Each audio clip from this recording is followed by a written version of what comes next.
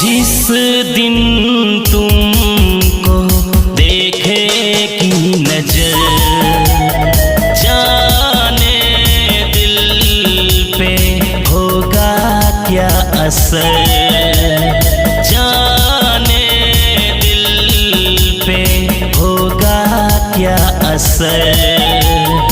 जुल्फों को हम सुलझाएंगे, इश्क में दुनिया भुलाएंगे।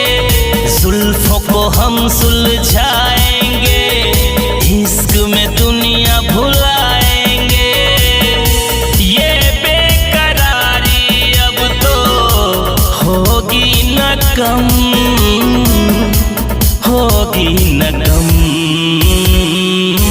सोचेंगे तुम्हें प्यार